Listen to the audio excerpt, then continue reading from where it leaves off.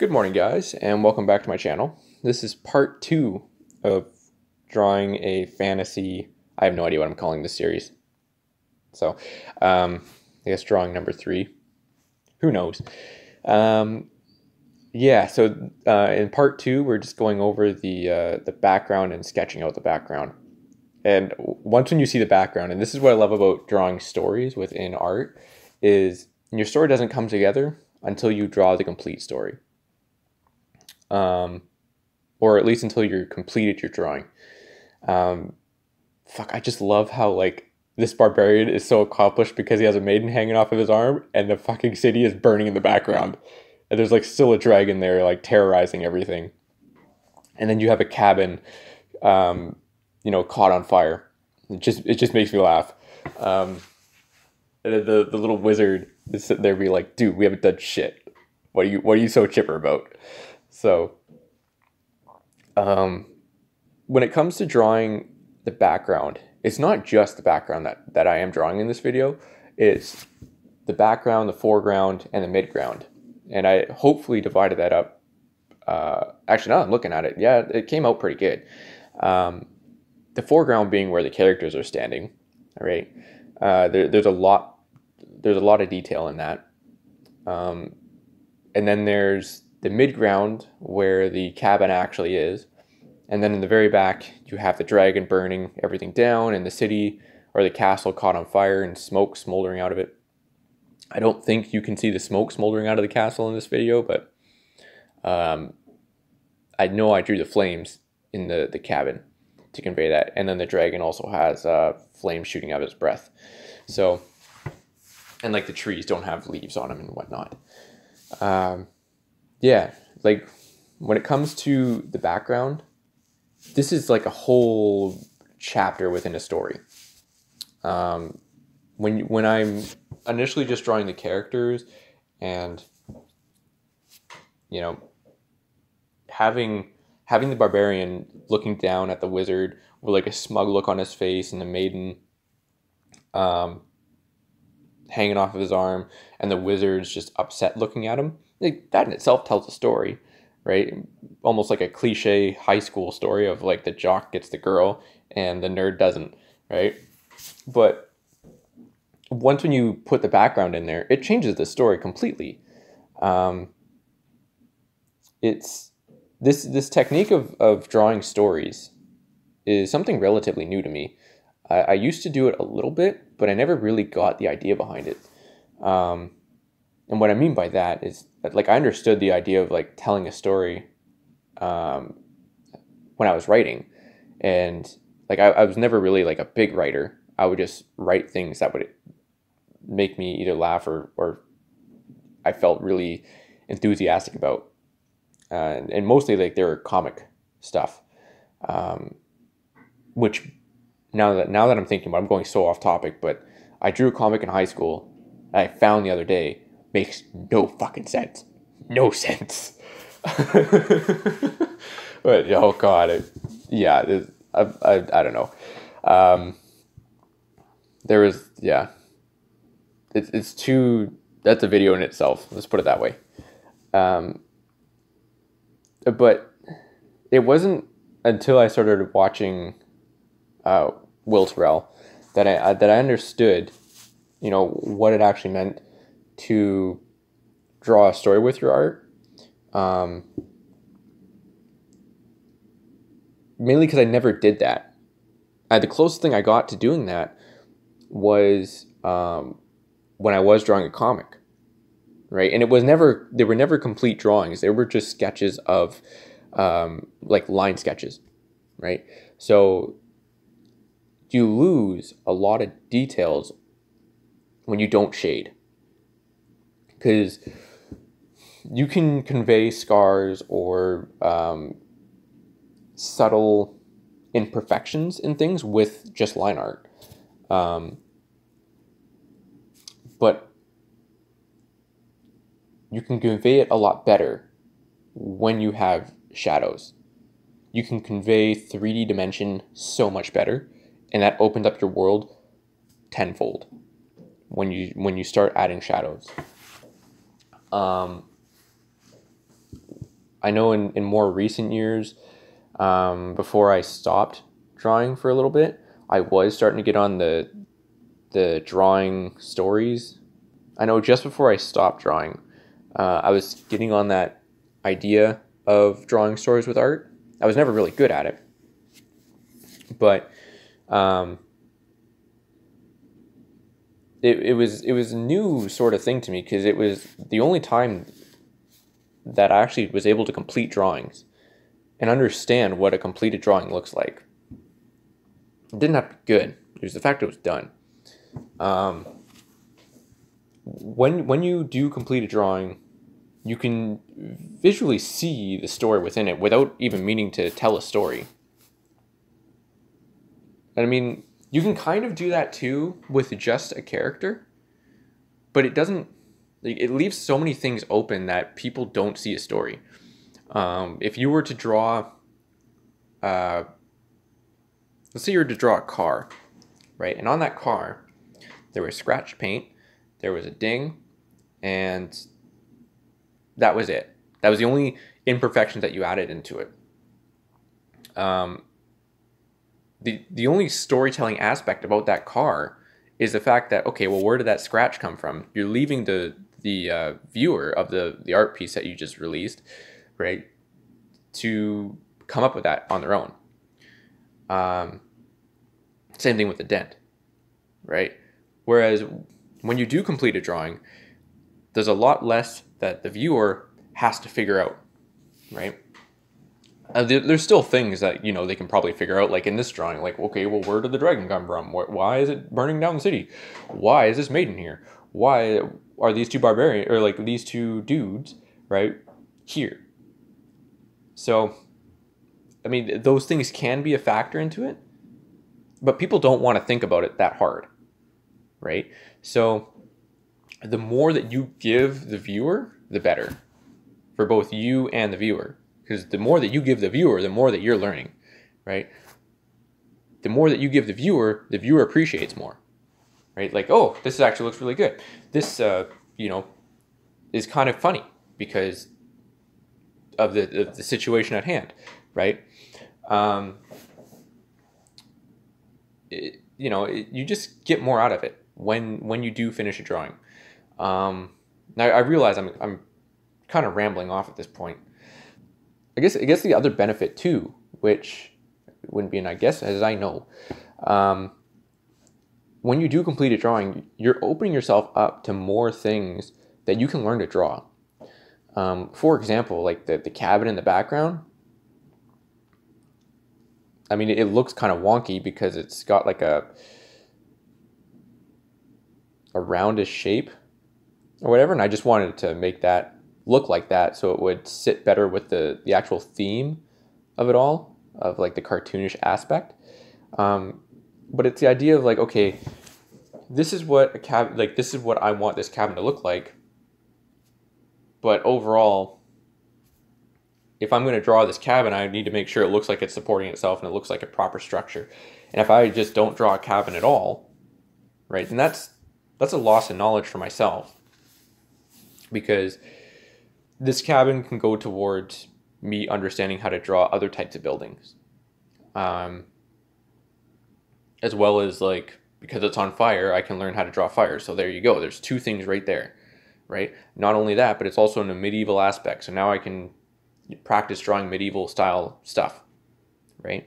It's these types of things that you're missing out on when you don't finish stuff. But yeah, same thing with the castle. I realize the castle looks stupid. It honestly does.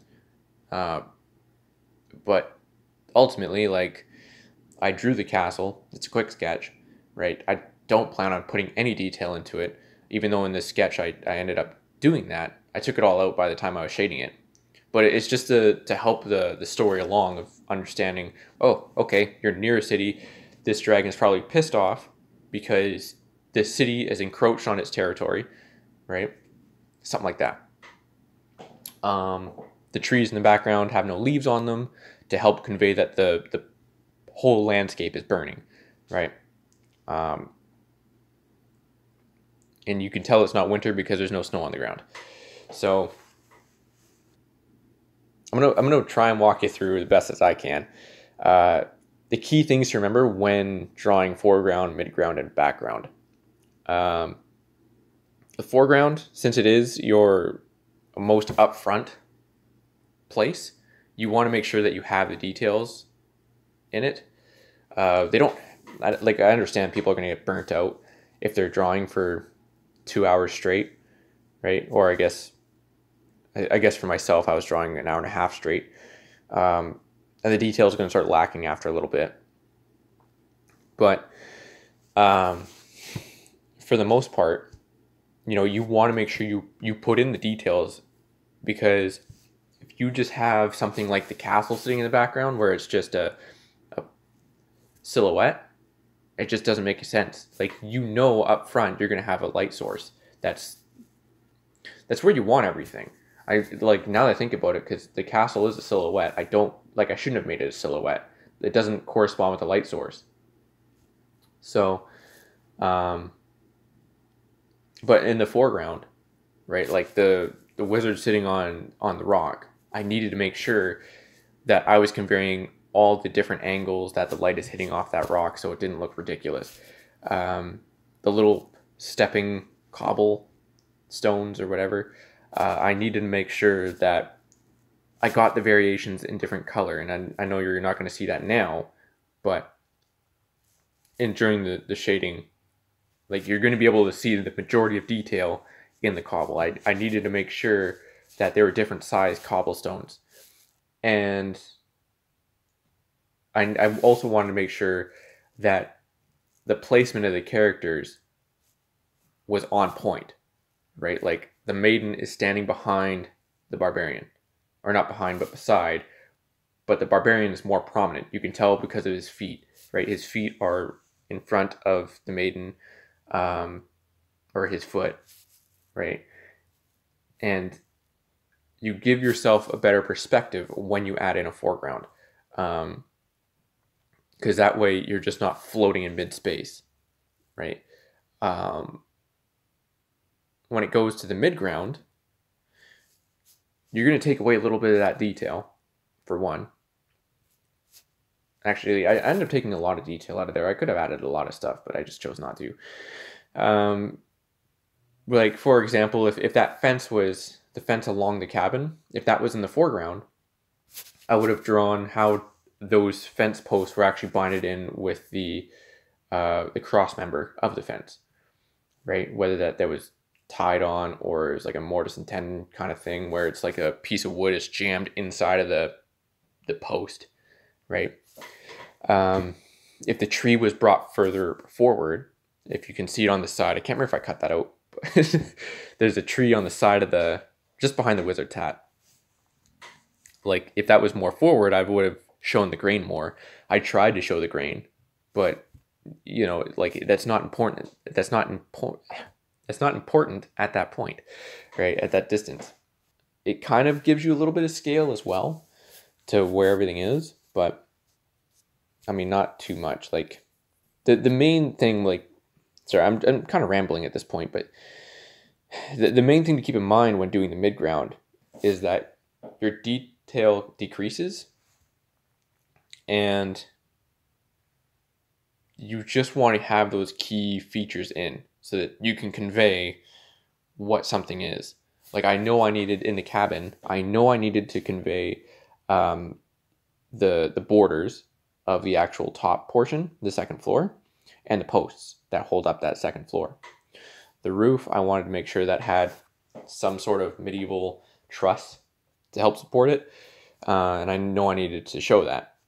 If it was off in the background, I would have probably drawn it like I did the castle.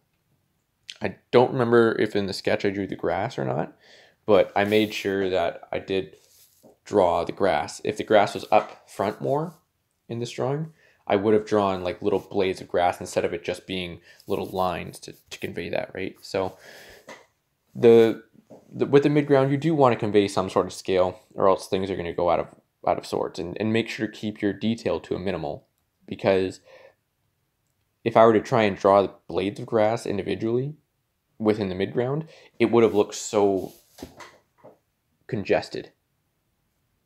Like everything would be too compact. I would just have like this little gray blob of whatever, and it would have been gross.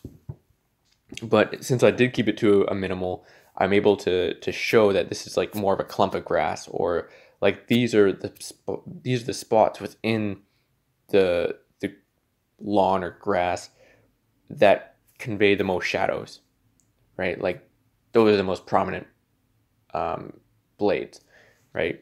And then I left it to that. Just keep it stupid simple. And going into the background, I threw detail to the wind. The only thing that I know I wanted to make sure I had in the background that was visible to the reader or the viewer is the castle itself. I knew I was going to make it a silhouette, but I'm kind of thinking about it now, and I'm like, probably should have, maintained the non-silhouette thing. But I mean, it's whatever. I also know I wanted to make sure that there was smoke involved, which I was able to do. The ashes and embers flying up into the air, which I did in the shading process of it. This is all, like when it comes to smoke and the embers, that's all part of the shading process. The hill that it sits upon and the trees. Those there, that's all I wanted. I didn't want to overdo it. The blades of grass that would be making the hill, or that would have grown on the hill, I guess like that could be conveyed through this soft sort of thing, this spreading. No, I couldn't even do that. No, it's just conveyed by contour line. That's what it is. But yeah, and then you have the dragon in the background as well. Now I think about it, there was one more thing. I was forgetting about the whole source of the problem. But yeah, then you have the dragon in the background, which I knew I wanted to make that a silhouette, even though it probably shouldn't have been a silhouette. And I think the main reason why I did that was just so, for the viewer's sake, right, they could see that it was in the background and not up front, because that dragon is just sitting on nothing, right? It's flying in the middle of the air. It should, if I were to add more details to it and I didn't give it the distance effect to it, it would have looked like it was part of the foreground. Like if I gave the amount of detail as I did in the Barbarian or the Maiden or the Wizard to that dragon, it would have looked like it was just supposed to be a small dragon that was in the foreground. So I made sure to make it match the castle. So the reader, or the viewer, I keep saying reader. So the viewer could see that it was part of the foreground. So these are just some ideas that I wanted to share about doing the background and the sketch of it. When it comes to the shading, like that's honestly where all the detail comes in for the background. The midground, not so much. I was able to convey a lot of that using the line work. So that was very helpful. Sorry, there's a dog upstairs and potentially a cat, but cats are pretty quiet. But yeah, I think I'm going to cut her there. And I really hope you guys like this video. Like I said, I had so much fun drawing this thing. Fuck it, it just makes me laugh every time I see that smug, stupid look. And then the little wizard be like, fuck you, little asshole. But yeah. But yeah, like I said, I'm going to cut her there. And if you guys want to subscribe, like, comment. That's a 3 that I was supposed to do. Yeah, like, comment, subscribe. Fuck, I watch enough YouTube. I should know that off by heart now. But yeah, so thank you guys so much. Take care.